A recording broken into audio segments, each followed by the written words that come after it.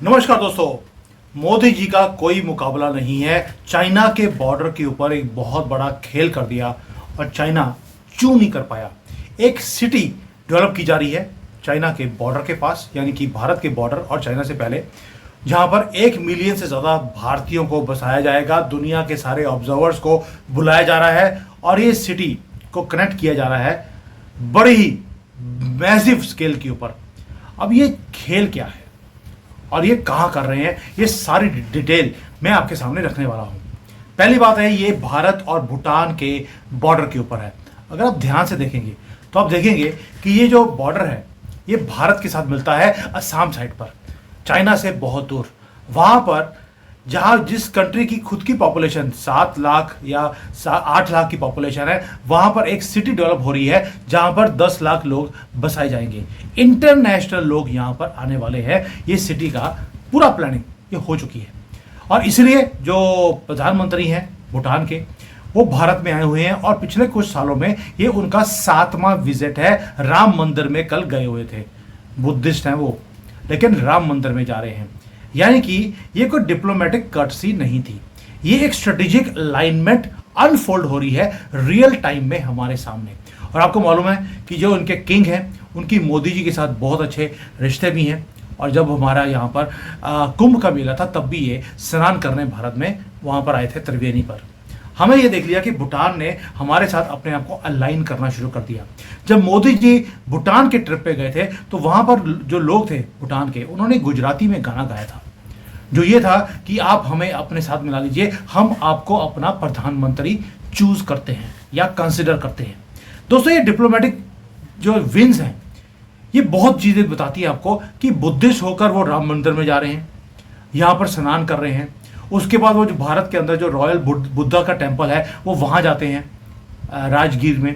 ये सब कुछ सितंबर 2025 में हुआ, लेकिन हमारे मीडिया ने कवर नहीं किया। मुझे बार बार आपको याद दिलाना पड़ता है कि हमारी मीडिया किस टुच्चे जिसको बोलते हैं पंजाबी में टुच्चे जो टॉपिक्स हैं उसके ऊपर अपना टाइम वेस्ट करती है, जबकि 24 घंटे में वो कितना कुछ बता सकते हैं कि कैसे हमारी कंट्री वो तरक्की कर रही है।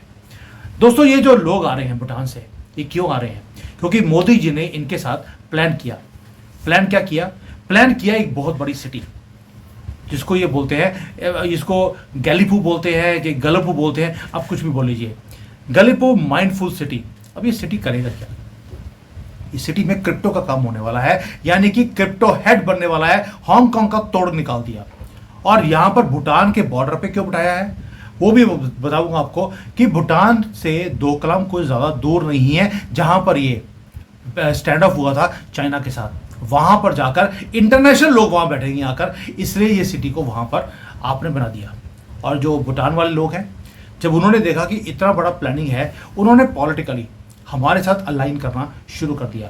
और भूटान के जो पॉलिटिकली जो डोमिनेंट एथनिक ग्रुप है, जिसको ये नालॉक पीपल बोलते हैं, ये इनके रूट्स तिब्बत के साथ भी हैं और भारत के साथ भी हैं। बुद्धिस्ट ये लोग ऑलरेडी हैं, यानी कि इन्होंने अपना डीएनए भी चूज कर लिया कि हमारा डीएनए भारतीय ही है और भारतीय ट्रेडिशंस हमारे साथ जुड़ती हैं। जो उनका प्रधानमंत्री अभी भारत में आया, उसने इंडिया वर्ड यूज नहीं किया, भारत यूज किया है अपने सारी मीटिंग्स के अंदर। यानी कि वो एक्नॉलेज करते हैं कि जो हमारा सिविलाइजेशनल कनेक्ट है भारत के साथ, भूटान का, तिब्बत का, वो उसे भूले नहीं है, वो बार बार जताते भी हैं। अब आते हैं क्रिप्टो के ऊपर। दोस्तों, ये जो उनका किंग है यही वाला, इसका बहुत बड़ा प्लान है कि भारत के साथ मिलकर वो भूटान को हांगकांग के बराबर, सिंगापुर के बराबर वो खड़ा करना चाहते हैं एक सिटी को। सिंगापुर और हांगकांग भी एक सिटी हैं, जो कि लगती वो कंट्रीज हैं। भूटान चाहते हैं कि ऐसे ही एक बहुत बड़ी सिटी उनके बॉर्डर, भारत के बॉर्डर के पास खड़ी की जाए और वो भारत के साथ मिलकर एक वर्ल्ड क्लास सिटी वो क्रिएट करे जहां पर क्रिप्टो का काम होगा। आपको जानकर हैरानी होगी कि दुनिया का 3rd लार्जेस्ट जो बिटकॉइन होल्डर है वो आज की डेट में भूटान है। $750 मिलियन से ज्यादा की तो होल्डिंग्स पहले थी पिछले साल, इस बार $1.3 बिलियन की हो गई हैं। यानी कि जो इनकी जीडीपी है उसका 40% भूटान ऑलरेडी बिटकॉइन में होल्ड करता है, क्योंकि इसका आगे जाकर प्लान है कि ये किंग बनना चाहते हैं बिटकॉइन होल्डिंग का, माइनिंग का। और आपको मालूम है कि जो बिटकॉइन की जो माइंस है उसके लिए क्लीन एनर्जी चाहिए होती है। इनके पास ऑलरेडी हाइड्रो प्रोजेक्ट्स अवेलेबल है भूटान के अंदर। भारत ने भी बहुत तेजी से इस एरिया में इन्वेस्ट किया है हाइड्रो पावर में। उसके ऊपर भी आऊँगा कि हम वहाँ पर कनेक्टिविटी कैसे करते जा रहे हैं। दोस्तों 6 ऑपरेशनल माइंस ऑलरेडी हैं भूटान के अंदर और ये ऐसा ऐसा बढ़ता जाएगा। ये छोटा सा कंट्री क्रिप्टो सुपर पावर बनने की राह के ऊपर है with the help of Modi ji. ये एक्सीडेंट नहीं है, ये इंसिडेंट नहीं है। पहली बात यह है कि किंग जो है इनके जिग में यही वाले जिनका विजन है कि भारत के साथ मिलकर ये गैलेफू जो माइंडफुल सिटी बनानी है, इसके अंदर भूटान को जो ग्लोबल हब बनाना है क्रिप्टो करेंसी का, वो खुद नहीं कर सकते। उसके लिए उन्हें भारत की हेल्प चाहिए।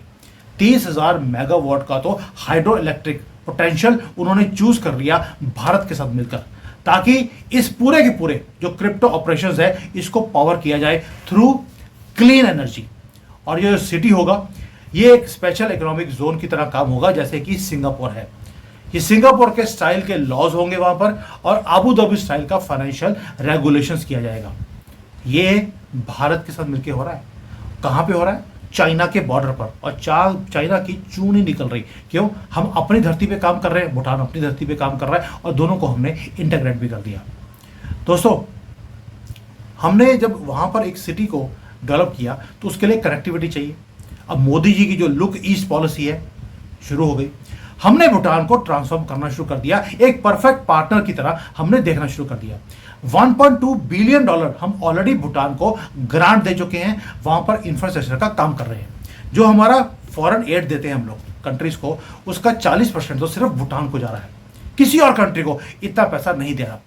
सेकेंडली हमने रेलवे लाइन ऑलरेडी बिछानी शुरू कर दी है, भारत से वो शुरू होगी और भूटान के इसी गैलेफू एरिया में वो जाएगी। यानी कि भूटान को डायरेक्टली भारत के मेन लैंड के साथ हमने जोड़ना शुरू कर दिया है। एयरपोर्ट गैलेफू के अंदर आ रहा है, जहां पर ऑलमोस्ट 13 से 15 लाख पैसेंजर्स हर साल आएंगे और ये बढ़ते बढ़ते 60 लाख लोगों तक लेके जाने की उम्मीद है। 8 लाख की पॉपुलेशन है और 60 लाख लोगों के आने जाने के लिए हम एयरपोर्ट बना रहे हैं। ये है गेम चेंजर। क्या आपने इसके बारे में मीडिया में सुना था? मुझे बता देना, तब मुझे हल्का पता लगे कि कहीं मैं लेट तो नहीं हूं। दोस्तों अभी उनका प्रधानमंत्री भारत में है और हम क्या कर रहे हैं? गेम चेंज कर दिया पूरे नॉर्थ ईस्ट को अपग्रेड करने के लिए। असम को जो है हमने इंटीग्रेट कर दिया और असम के अंदर एक काम और कर रहे हैं। जो भारत का सबसे बड़े डाटा सेंटर्स हैं उसको असम में कर रहे हैं। जो सेमीकंडक्टर की फैक्ट्रीज हैं वो भी हम असम में लगा रहे हैं, नॉर्थ ईस्ट में लगा रहे हैं। साथ में जो डाटा सेंटर्स बन रहे हैं उसके लिए पैसे आ रहे हैं, हाइड्रो पावर प्रोजेक्ट्स हैं वो आ रहे हैं। 100 बिलियन डॉलर से ज्यादा का तो डाटा सेंटर की अपॉर्चुनिटीज है इस एरिया में, क्योंकि डाटा सेंटर को क्या चाहिए? कूल टेम्परेचर, पानी, रिन्यूएबल एनर्जी, वो सारा कुछ असम में भी है और भूटान में भी है। यानी कि क्रिप्टो आपने कर दिया भूटान के बॉर्डर पर, ताकि एक तो वो हमारे साथ अलाइन रहेंगे, चाइना के चंगुल में नहीं फंसेंगे। दूसरा हमने उसी एरिया में सेमीकंडक्टर भी लगा दिया, हाइड्रो प्रोजेक्ट लगा दिए और उनको इंटीग्रेट कर दिया रेलवे लाइन के साथ। और जो भारत का सेमीकंडक्टर का पुश है, परफेक्ट मैन्युफैक्चरिंग हब बना दिया आपने नॉर्थ ईस्ट को। जब मैंने सुना इसके ऊपर कि नॉर्थ ईस्ट में जाकर आप सेमीकंडक्टर की फैक्ट्री को लगा रहे हो, वहां पर तो वो इकोनॉमिकली वायबल नहीं हो सकता। लेकिन जब उसको मैंने डीपली देखा कि आपको एबंडेंट पावर चाहिए, आपको भूटान के साथ प्रॉक्सिमिटी चाहिए, ताकि एक आइडियल कंडीशंस बन सके चिप फैब्रिकेशन के, जो इंटीग्रेट होंगी भूटान के क्रिप्टो माइनिंग के इंफ्रास्ट्रक्चर के साथ। उनको डाटा सेंटर चाहिए, हमने बना दिया, और उनको कनेक्टिविटी चाहिए, वो हमने कर दी। यानी कि आपने टेक्नोलॉजी के कॉरिडोर बना दिए, आपने डाटा सेंटर बना दिया, उधर क्रिप्टो कर दिया, रेलवे लाइन लगा दी, सोने से सुहागा। और क्या होता है फिर? आपने प्राइवेट प्लेयर्स को बोला हमें क्रिप्टो के लिए और हमें ये सारे सेमीकंडक्टर के लिए हमें पावर चाहिए। जैसे ही बिजनेस मैंने देखा कि इतनी बड़ी अपॉर्चुनिटी है, यहाँ पर मेगावाट में नहीं गीगावाट में आपको पावर चाहिए, रिलायंस है, टाटा है, इन सब ने वहाँ पर, इवन अदानी ने वहाँ पर इन्वेस्टमेंट्स प्लान कर लिए हैं। मोर देन 10,000 करोड़ के तो वहाँ पर सिर्फ क्लीन एनर्जी के प्रोजेक्ट्स आ रहे हैं। यानी कि एक कॉम्प्रिहेंसिव प्रोग्राम आपने ऑलरेडी बनाना शुरू कर दिया। और कहां पर? चाइना के बॉर्डर के ऊपर। दोस्तों ये जो कल्चरल डिप्लोमेसी से मैंने शुरू किया आज, ये जो हर विजिट में टेम्पल में जाया जा रहा है, ये कल्चरल सेरेमनीज हो रही है, इसका स्ट्रेटेजिक पर्पस है। जब मोदी जी वेलकम करते हैं, जब मोदी जी को वेलकम किया जाता है भूटान में गुजराती सॉन्ग के साथ, ये डेमोन्स्ट्रेट करता है कि हमारा पीपल टू पीपल कनेक्ट कितना ज़्यादा स्ट्रांग है भूटान के साथ। इसी को फ्रेंडली शोरिंग बोलते हैं। वो हमारे ऊपर ट्रस्ट करते हैं, हम उनके ऊपर हम ट्रस्ट करते जा रहे हैं। और जब भूटान का प्रधानमंत्री वो मेडिटेशन करता है बुद्धिस्ट साइट्स के अंदर भारत में आकर, वो रीइंफोर्स कर रहे हैं एक स्पिरिचुअल हेरिटेज जो कि शेयर्ड है भारत के बीच में और भूटान के बीच में। अब ये कल्चरल फाउंडेशन है, इसके ऊपर जब इकोनॉमिक इंटीग्रेशन को आप लेके आते हैं वो नेचुरल हो जाता है। आप कंपीट नहीं करते, आप मिलकर काम करते हैं। अब जब किसी और बड़े कंट्री के साथ आप काम करेंगे, वहां पर आपको कभी जूनियर कभी सीनियर बनकर आपको काम करना पड़ता है और सभी कंट्रीज के अपने अपने कमर्शियल इंटरेस्ट होते हैं। लेकिन भारत और भूटान के बीच में जो ये कोऑपरेशन हो रहा है, सिविलाइजेशन बॉन्ड्स हैं, यानी कि हम दोनों को एग्जिस्ट कर सकते हैं for the next many many centuries. जैसे पिछले 5000 साल से हम इकट्ठे थे, अगले 5000 साल के लिए भी हम इकट्ठे रह सकते हैं। और ये जो रिन्यूड कोऑपरेशन है, जो एग्रीमेंट्स हैं जो भारत के और उनके बीच में हो रहे हैं, ये छोटे मोटे नहीं है। इवन रिसर्च सेंटर्स वो खोले जा रहे हैं, दोनों जॉइंटली कर रहे हैं। डिजिटल कनेक्टिविटी दोनों कंट्रीज की होनी शुरू हो गई है। कल्चरल एक्सचेंज इंक्रीज हो गया। इकोनॉमिक डिपेंडेंसी भूटान की हमारे ऊपर और हमारी भूटान के ऊपर, जैसे ही वहां पर क्रिप्टो का एक्सचेंज आएगा वो बनने वाली है।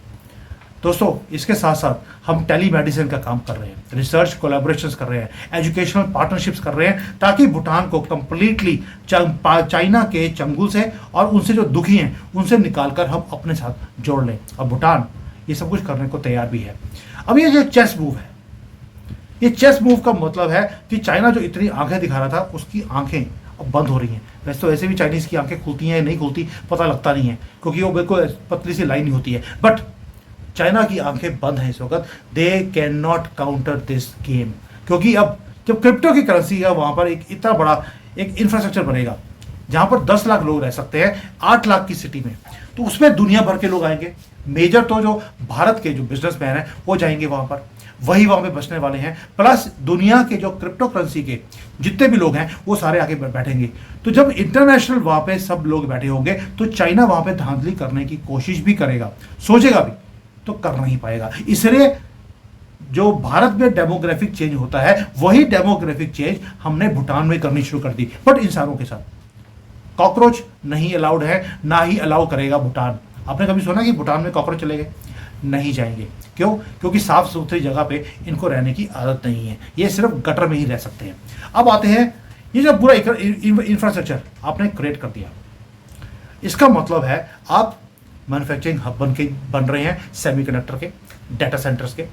भूटान आपको जो चीज़ चाहिए वो है क्रिप्टो का इंफ्रास्ट्रक्चर, वो क्रिएट कर रहा है आप ही की हेल्प पे, आप ही के लोगों के थ्रू, ताकि जो मुंबई एक फाइनेंशियल हब था, लोग वहां से निकलकर अब भूटान जाएंगे। मैं खुद प्लान कर रहा हूँ कि मैं भूटान जाकर जगह देख कर आऊँ और मे भी घर भी खरीद लूँ वहाँ पर, कोई दिक्कत नहीं है। अब जो आगे का फ्यूचर है दोस्तों, फ्यूचर इतना ब्राइट है इस पूरे प्रोजेक्ट का कि यूरोपियन इन्वेस्टमेंट बैंक ने 150 मिलियन यूरो का लोन भी दे दिया है भूटान को, ये सारी चीज़ों को करने के लिए। पूरे दुनिया से इन्वेस्टमेंट्स आ रही हैं भूटान में। अभी सिर्फ उन्होंने अपने प्लान को उजागर किया है कि कौन कौन से एरियाज़ में वो ये काम करने वाले हैं इस सिटी के अंदर। और सिटी का प्लान इतना ज़्यादा ज़बरदस्त है कि बता नहीं सकता हूँ। और ये सारा काम भारत के साथ मिलकर किया जा रहा है। Joint technical working committees already बन चुकी हैं भी वहाँ पर, ताकि जो ये इकोलॉजी है वो ख़राब ना हो, वहाँ पर फूड सिक्योरिटी का इशू ना हो। क्योंकि जब 8 लाख लोग रहते हैं और 60 लाख लोग वहाँ पे आने शुरू होंगे तो खाने की कमी हो सकती है। भारत ने ऑलरेडी कमिट कर दिया कि we are going to help you. और तभी ये रेलवे की जो कनेक्टिविटी है वहाँ पर खाना पहुँचाना, वहाँ डिजिटल पार्टनरशिप्स करना, ये सारा कुछ, इवन की नॉलेज इकॉनमी उनके साथ शेयर करने के लिए हमने ये काम करने शुरू कर दिए। दोस्तों, दूसरा एक प्रॉब्लम और भी है, भूटान ने किया क्यों? भूटान के किंग ने देखा कि उनके जो लोग हैं, क्योंकि वहाँ पर अपॉर्चुनिटी नहीं थी, तो लोग वहाँ से निकल कर कोई भारत जा रहा है, कोई ऑस्ट्रेलिया जा रहा है, तो ब्रेन ड्रेन हो रहा था। तो जो किंग जी में है उन्होंने बोला कि क्यों ना मैं एक ऐसी सिटी बनाऊं यहाँ पर जहाँ पर मैं अपने टैलेंट को वापस अपने घर में बुला सकता हूँ और उन्हें जाकर दूसरे कंट्री की कल्चर्स को सीखने की ज़रूरत नहीं है। भैया आप ग्लोबली आपको करेक्ट मैं यहीं पे बैठ के कर दूंगा, और भारत की अगर हेल्प होगी तो मेरी कंट्री बची रहेगी, वरना ये कंट्री को भी कोई और टेक ओवर कर लेगा। इसलिए उन्होंने ये जो डिजिटल नोमैड्स थे उनको अपील किया है कि अब वापस अपने कंट्री में आ जाओ। पूरा आप यहाँ पर बैठकर क्रिप्टो एंटरप्राइजेस बन सकते हैं, वेल्दी एक्सपेट्रिएट्स बन सकते हैं, and you can live in your own country happily. कहीं जाने की जरूरत नहीं है दोस्तों। ये अपॉर्चुनिटी भारत के लिए भी है। जैसे आज भूटान ये कर रहा है, या हम भूटान से ये काम करवा रहे हैं, यही काम हम भारत के लिए भी कर सकते हैं। अभी हमारे जैसे लोग भारत से बाहर क्यों रहते हैं? क्योंकि हमें एक पहली बात है, कई लोगों ने बोला कि सर जब आप निकले थे तब तो कांग्रेस की गवर्नमेंट थी, अब तो बीजेपी की है, वापस क्यों नहीं आ रहे? क्या होता है कि जाना भी आसान नहीं है, वापस आना भी आसान नहीं है। जहाँ पे आप काम करते हैं आपकी एक लाइफ बननी शुरू हो जाती है, उस सारे को डिसमेंटल करके लेके आना इट टेक्स टाइम। देन मेरी तो प्रॉब्लम ये है कि my wife is from here now, she doesn't feel very comfortable. तो आहिस्ता आहिस्ता वो काम भी हो जाएगा, चिंता मत कीजिए। और जब फ्यूचर ट्रेजेक्टरी पे आते हैं कि ये जो काम हो रहा है, मोदी जी ने चाइना के बॉर्डर पे ऐसी धांधली करी है दोस्तों, ऐसी धांधली करी है, डिप्लोमेटिक भी, इकोनॉमिक भी, कोऑर्डिनेशन भी, और इंटरनेशनल आपने एक वो बना दिया शोकेस कि this is the future financial hub of the world. क्योंकि जो पुराना जो फाइनेंशियल सिस्टम्स है वो टूटते जा रहे हैं, फ्यूचर क्रिप्टो का है, और मोदी जी क्रिप्टो को अपने घर में ले आए हैं। भूटान अपना ही घर है। अब आप बोलेंगे कि यार इसको हमने गिफ्ट सिटी में क्यों नहीं बनाया, हमने मुंबई में क्यों नहीं बनाया? उसका रीज़न है, गिफ्ट सिटी आप ऑलरेडी सिंगापुर और दुबई के बराबर आप खड़ा कर रहे हैं। अगर आपने उसके साथ साथ क्रिप्टो का भी बना लिया तो प्रॉब्लम ये आएगी कि सारी दुनिया की सुई आपके ऊपर अटक जाएगी कि भाई इनको नीचे लेके आओ, ये बहुत जल्दी ये क्रिप्टो का भी लीडर बनते जा रहे हैं, और फाइनेंशियल हब का भी इन्होंने सारा कुछ सिस्टम अपने यहाँ पर क्रिएट कर लिया। इसलिए हमने अपने पास ना कर भूटान में करवाया है, ताकि इनकी नज़र हमारे ऊपर, गंदी नज़र हमारे ऊपर ना पड़े। दोस्तों यही होती है लॉन्ग टर्म प्लानिंग। और भारत जो किंग है भूटान का, उसने भारत के किंग, भारत का राजा तो एक ही है, श्री राम, उन दोनों ने मिलकर एक प्लान बना लिया। ये दोनों कंट्रीज की विजन एक होनी चाहिए, और दोनों के जो प्रधानमंत्री हैं उन्होंने भी ऐलान कर लिया कि भारत के रिसोर्सेस और उनकी प्लानिंग दोनों इकट्ठी होकर अब काम करेगी। जब उनके राजा ने हमारे राजा के साथ मिलकर ऑलरेडी प्लान बना लिया, तो प्रधानमंत्री मोदी या प्रधानमंत्री उनके वो कैसे मना कर सकते थे? इसलिए जो ये दोनों इकट्ठे मिलकर जो ये अनप्रेसिडेंटेड मूव है, हिमालय के अंदर टेक्नोलॉजी कॉरिडोर बना दिया आपने, जहां पर Asian wisdom and modern innovation combine करती है। ये होती है लॉन्ग टर्म प्लानिंग। ये प्लान ऑलरेडी एक्टिवेट हो चुका है, सिटी बननी शुरू हो गई है, एंड ये सिटी बनते ही अब ये देख लेना कि जो सारे डायनामिक्स हैं बिजनेस के वो सारे चेंज होने वाले हैं। और जो चाइना ऑलरेडी बोल रहा है कि हम बॉर्डर को इंटरनेशनल बॉर्डर डिक्लेयर करने के लिए तैयार हैं, अब आप समझते हैं ये क्यों हो रहा है? बिकॉज दे नो भारत की स्पीड से आगे निकल रहा है। दुश्मन को दिखता है, हमारे आसपास की कंट्रीज को दिखता है, लेकिन हमारे जो सेकुलर हिंदू है और हमारा मीडिया, इसको नहीं दिखता। अब इनका इलाज क्या करना चाहिए, प्लीज़ मुझे कमेंट में डाल देना। थैंक यू, जय हिंद, वंदे मातरम।